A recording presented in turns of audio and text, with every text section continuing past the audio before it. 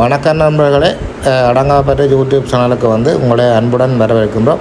இன்றைக்கும் ஒரு அருமையான காணொலியை தான் பார்க்க போகிறோம். விவசாயம் சம்பந்தமான ஒரு அருமையான காணொலி. இதுவரைக்கும் இந்த சேனலை சப்ஸ்கிரைப் பண்ணாதவர்கள் சப்ஸ்கிரைப் பண்ணிக்கொள்ளுங்க. அப்போ தான் நாங்கள் இருக்கிற வீடியோக்கள் உங்களை சேரும்.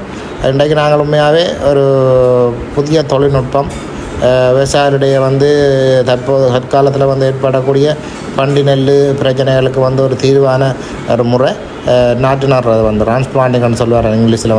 இது நாட்டு நடுறது நாட்டு நடுறது இது இயந்திரம் மூலம் கைகளால் நாட்டு நடலாம்.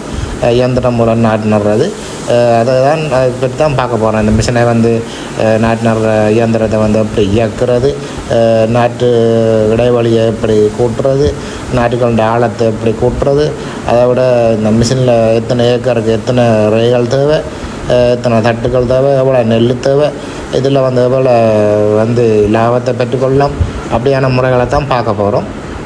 வாங்க வீடியோக்குள்ளே போய் இந்த நாட்டு நடுறது தொடர்பான இதை பார்ப்போம்.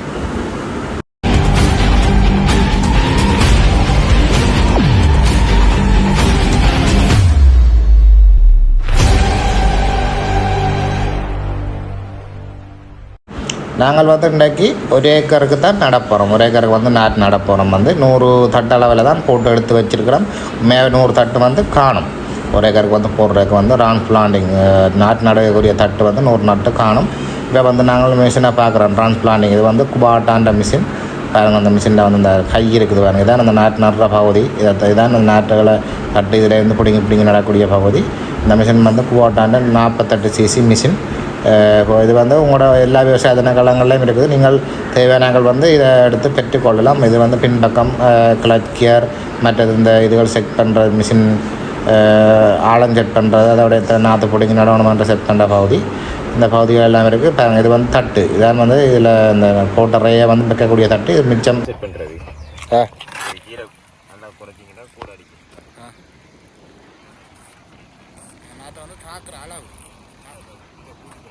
நாற்று எத்தனை நடவணுமன்றது அளவு இப்படி வெட்டிக்கணும். நாற்று இப்போ 2-3 குறைக்கிறதா? இது தாக்குறது, அதுதான் தாளம். கீழே வெட்டிங்கன்னா நல்லா தாக்கும். கொஞ்சம் இடையில விட்டால் நடுவில் விட்டால் மேலால வச்சுட்டு வரும். கரைக்கேற்ற மாதிரி மாற்றலாம். இது இது நாற்று நடுறது. இது ரோட்டில் ஓடனா எழும்பிடும் மேலே மேலே. இது எழுப்புறது. இது பெரும்பாரு இப்போ ரோட்டில் ஓடுறதுக்கு இப்படி. இது ரோட்டில் ஓடுற கியர் ஒரு பேகமாக ஓடல மேலே. இது நல்லா உயர்றது. ஃப்ளோடர் அப்படியே மேலே தூக்கிடும் புள்ள. இதில் விடக்கூடாது. இதில் விட தேவையில்லை. ஓடும்போது ரோட்டில் ஓடும்போது இது நாற்று நடுறது.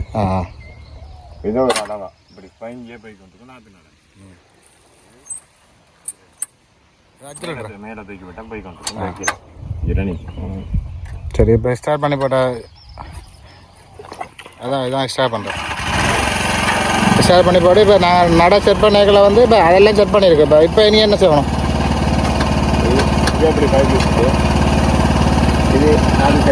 அதெல்லாம் சரி, அதெல்லாம் செட் பண்ணி பாயில் இப்போ அதுக்கு பிறகு நீங்கள் செட் பண்ணி விட்டு அதுக்கு பிறகு ரைட். ஓகே நீங்கள் தான் இந்த டெக்னீஷியன் இந்த நாற்று நடுற மிஷின் எப்படி இயக்குறது, அதை விட எப்படி செட் பண்ணுறது, உங்களுக்கு இது ஒரு நாற்று எத்தனை நாற்று நடவணும், ஒரு இடத்துல எத்தனை நாற்றை நடவணும்ன்ட்டு எப்படி செட் பண்ணுறது, அதை விட என்ன இடைவெளியில் மாற்றுறது, மற்ற ஆழம் மேலால் நடவணுமோ இல்லை ஆழமாக நடவணுமோ, அதை விட மிஷினை எப்படி இயக்குறதுன்ற விஷயங்கள் எல்லாம் சொல்லியிருக்கிறார். உங்களுக்கு விளங்கியிருக்கும். உண்மையாகவே இதெல்லாம் பெரிய விஷயம் இல்லை. இது நாங்களே செய்யலாம். நாற்று போட்டு தட்டில் நாற்று போட்டு எடுத்தால் இந்த மிஷினை ஒருக்கா பார்த்தா சரி, நாங்களே இந்த விஷயத்தை செய்யலாம். பெரிய விஷயம் எல்லாம் இல்லை. உண்மையாகவே நாங்கள் விவசாய திணைக்களத்தால் இப்படியான பயிற்சிகளையும் வழங்கி கொண்டிருக்கிறோம். நாற்று நடுற மிஷினை எப்படி இயக்குறது, இப்படி செய்கிற பயிற்சிகளை வழங்கி அதை ஃபார்மர்ஸுக்கு செய்கிறதுக்கும் எங்களால் என்ற உதவிகள்லாம் செய்திருக்கோம். விவசாயத்திகளை ஊக்குவிப்பு தொகையாக டிரான்ஸ்பிளான்டிங்கு 20,000 கொடுக்குது. அதே மாதிரி பேரசூட் முறைக்கு 15,000 கொடுக்குது. மற்றது உங்களுக்கு தேவையான வந்து தொழில்நுட்ப அறிவுகள் அனைத்தையும் வந்து விவசாய திணைக்களம் வழங்கும். தொழில்நுட்ப அறிவுகளையும் வழங்கி உங்களுக்கு இப்போ ஒரு ஃபீல்டில் உங்களோட இடத்துல வந்து நடவணும்னு சொன்னால் அதுக்கு வந்து நின்று வந்து தட்டு நாற்று போடுறதுல இருந்து நடுகிறது அது அறுவடை மட்டுமான முழு விஷயங்களுக்கும் வந்து பார்வையிடுவது மேற்பார்வையிடுறதோட உங்களுக்கு தேவையான முழு விஷயங்களையும் வழங்குறது விவசாய திணைக்களங்கள் வந்து தயாராக இருக்குது. உண்மையாகவே இது வந்து இந்த தொழில்நுட்பத்தை பயன்படுத்துகிறதால வந்து உங்களுக்கு நிறைய பிரயோசனங்கள் இருக்குது. தற்காலத்தில் வந்து இந்த களநெல்லி பிரச்சனைன்றது ஒரு பாரிய பிரச்சனையாக மாறிக்கொண்டிருக்குது. அந்த பிரச்சனைக்கு ஒரு முக்கியமான தீர்வாக வந்து இந்த நாற்று நடுறது காணப்படுது. இந்த நாற்று நடுறதால வந்து களை கட்டுப்பாடு வந்து என்ன சொன்னால் நாங்கள் நடுற நெல்லை விட இடையில் வார நெல்லுகள் மற்றது புரிம்பா தெரியும் நடுற நெல்லுகளை விட அதோட புரிம்பா வார நெல்லுகளை வந்து நாங்கள் பிடுங்கி அகற்றி கொள்ளலாம். அதை விட மனுவலாக வந்து நாங்கள் கையால் வந்து களை அகற்றலாம். அதை விட அதுகளுக்கு இயந்திரம் பவர் இருக்குது, மனுவல் வீடர்கள் இருக்குது, அதில் பயன்படுத்தி வந்து களைகளை கட்டிப்படுத்தி கொள்ளலாம். மற்றது மருந்து செலவு இல்லை.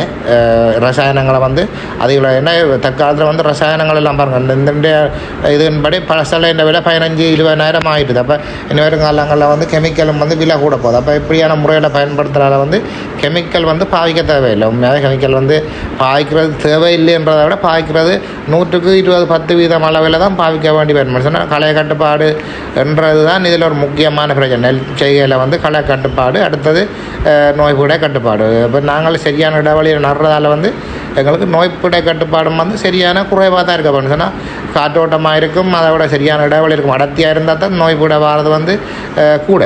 அப்போ நாங்கள் விவசாய திணைக்களம் என்னத்தை சொல்லுது, நோய்பீடையை நீங்கள் குறைக்கணும்னு சொன்னால் டிரான்ஸ்பிளான்டிங்கு வாங்கோ, அதுக்கு பிறகு பரிசூட்டுக்கு செய்யுங்கோ, செய்து இடைவெளிகளை கூட்டி இந்த இடைவெளிகளை சரியான முறையில் கொடுக்குற போது எல்லா இதுகளும் வந்து காற்றோட்டமாக இருக்கும், சூரிய ஒளி எல்லா இடத்துக்கும் படக்கூடிய மாதிரி இருக்கும், அறுவடையை கூட எடுக்கக்கூடிய மாதிரி இருக்கும், நோய்பீடையை கட்டுப்படுத்தக்கூடிய மாதிரி இருக்கும். அப்போ விரும்பினாக்கள் வந்து விவசாய திணைக்களங்களோடு இணைஞ்சு இப்படி நாட்டு நடுறதை வந்து செய்து கொள்ளும். செயல்முறை வந்து இலங்கையில் எங்கே இருந்தாலும் செய்யலாம். எங்கேயும் இலங்கையில் வந்து முழு இடங்கள்லேயும் விவசாய திணைக்களம் இருக்குது. விவசாய திணைக்களங்களில் உள்ள ஏஎம்ஆர் வந்து ஒவ்வொரு பிரதேசத்துக்கும் ஒரு ஏஎம்ஆர் இருப்பினும் அவர்களோட வந்து தொடர்பு கொள்வது மூலம் வந்து நீங்கள் உங்களுக்கு தேவையான முழு தொழில்நுட்ப அறிவுகளையும் பெற்றுக்கொள்ளலாம். அதோடு சேர்த்து நீங்கள் வந்து இந்த நாட்டு நடுகையை விரும்பி செய்யக்கூடிய ஒரு விவசாயின்னு சொன்னால் உங்களுக்கு விவசாய திணைக்களம் வந்து உங்களுக்கு பூரணமான ஒத்துழைப்பை வழங்கும். அதன் மூலம் வந்து நீங்கள் வந்து தற்காலத்திலேயோ இல்லை வருங்காலத்திலேயோ இந்த நாட்டு நடுகையை வந்து கொள்வதன் மூலம் நாட்டுக்கு நல்ல விளைச்சலை பெற்றுக்கொள்ளலாம். நாட்டு நடுறதுக்கு வந்து முக்கியமான பிரச்சனை என்னென்னு சொன்னால் இதில் வந்து நிலம் கொஞ்சம் சமனாக இல்லை. இது விவசாயம் செய்ததால் நிலம் கொஞ்சம் சமனாக இல்லை. உண்மையாக வந்து நாட்டு நடணும்னு சொன்னால் நிலத்தை வந்து வயலை வந்து சரியான சமப்படுத்தி வச்சுருக்கணும். சமப்படுத்தி வச்சுருந்தா தான் நீரை வந்து சரியான முறையில் வந்து சமனான முறையில் வச்சுக்கொள்ளலாம். நீரை வந்து பாருங்கள், ஒரு நாற்று நட்ட பகுதி வந்து அப்படி இருக்குன்னு சொல்லி நாட்டுகள் வந்து சரியான இடவழியில் வந்து அப்படி நடப்பட்டு இருக்குன்னு சொல்லி நீர் முகாமத்துவம்ன்றது ஒரு நாட்டு நடுகையில் வந்து நீர் முகாமத்துவம்ன்றது ஒரு முக்கியமான ஒரு இது. நீர் முகாமத்துவம் சரியாக செய்யாட்டிக்கு வந்து இது வந்து ஃபெயிலியரான மாடலாக மாறிடும். அதுக்காக தான் நாங்கள் வந்து இந்த லேசர் லெவலிங் எல்லாம் இருக்குது, அதுவும் விவசாய திணைக்களோட இருக்குது. அதுக்கு வந்து காசு கட்ட வேண்டி வரும். அதை நீங்கள் காசு கட்டி லேசர் லெவலிங்கும் செய்து கொள்ளலாம். நிலத்தை வந்து சரியான முறையில் வந்து லெவல் பண்ணி வச்சு கொண்டால் தான் நீங்கள் வந்து உங்களுக்கு வந்து எல்லா இடங்கள்லேயும் வந்து நீர் வந்து சமனாக நிற்கக்கூடிய அளவு இருக்கும். சமநிலை அடிக்கணும்னு சொன்னால் புட்டியான பகுதியில் குறைஞ்ச நீரும் பள்ளமான பகுதியில் வந்து பயிருக்கு மேலே நீர் நிற்கிறதால வந்து இது வந்து பெயிலான முறையாக மாறிடும். பாருங்கள், வந்து ஒரு கதை இந்த பாமர் பார்த்தவர், இந்த வயலுக்குரிய பாமர் வந்து ஒரு கதை பார்த்தவர் பாருங்கள். அவர் வந்து நட்டோன்றிருக்கார். மற்ற சில டெக்னிக்கலை வந்து பிடிக்கல, அது நடுற விஷயத்தை வந்து ஒரு பார்த்தாலே செய்யலாம். பாமர் ஒரு கதை பார்த்தவர் செய்கிறார். பாருங்கள், இந்த நடப்பட்ட நெல் வந்து என்ன முறையில் இருக்குன்னு சொல்லி வாங்க. இது வந்து இனி வந்து டோனில் எடுக்கப்பட்ட வீடியோ. அப்படியே இனி வந்து மியூசிக்கோட பார்ப்போம். இனி சவுண்டு வராது, மியூசிக்கோட பார்ப்போம். இது சம்மந்தமான என்ன தொழில்நுட்ப அறிவு தேவையாண்டாலும் யூடியூப்பில் வந்து என்ன தொடர்பு கொண்டாலும் பெற்றுக்கொள்ளலாம். அதை விட உங்கள் இடங்களில் இருக்கிற விவசாய ஆசிரியர்களை தொடர்பு கொண்டும் அதையும் பெற்றுக்கொள்ளலாம். வாங்க அப்படியே வீடியோக்களை பார்ப்போம்.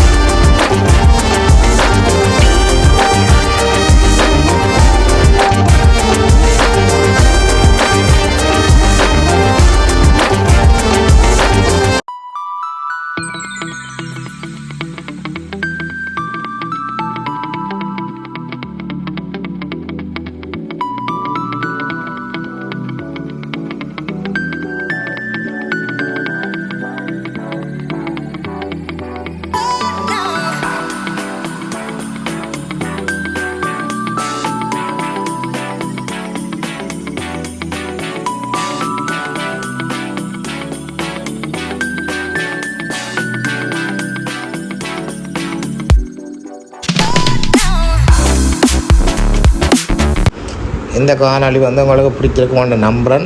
என்னென்னு சொன்னால் தற்காலத்தில் வந்து விவசாயிகள் பாரிய பிரச்சனைகளை வந்து எதிர்நோக்கி கொண்டிருக்கணும். களநெல் பிரச்சனை, பூச்சி விடை பிரச்சனை, விளைச்சல் பிரச்சனை, மற்றது பசலை பிரச்சனை, மருந்து பிரச்சனைகளுக்கு பாரிய பிரச்சனைகளை எதிர்நோக்கி கொண்டிருக்கணும். அதற்கான ஒரு தீர்வாக இந்த காணொளி இருக்குமென்று நான் நம்புகிறேன். இப்படியான காணொலிகளை நீங்கள் பார்வையிடணும்னு சொன்னால் அடங்காபாட்டு யூடியூப் சேனலை வந்து சப்ஸ்கிரைப் பண்ணி வச்சுக்கொள்ளுங்க. நீங்கள் தர ஆதரவின் மூலம்தான் நாங்கள் வந்து இப்படியான வீடியோக்களை வந்து இடக்கூடிய மாதிரி இருக்கும். நீங்கள் எங்களோட சேனலை வந்து சப்ஸ்கிரைப் பண்ணி வச்சுருந்தா தான் இப்படியான வீடியோக்கள் வந்து நாங்கள் இடும்போது வந்து உங்களை நேரடியாக வந்து சேரும். ஓகே, நன்றி. இப்படியான நல்ல சுவாரஸ்யமான வீடியோக்களை நாங்கள் வந்து தயாராக இருக்கிறோம். உங்களோட ஆதரவு எங்களுக்கு தேவை. வாங்க, நன்றி. அடுத்த வீடியோவில் சந்திப்போம்.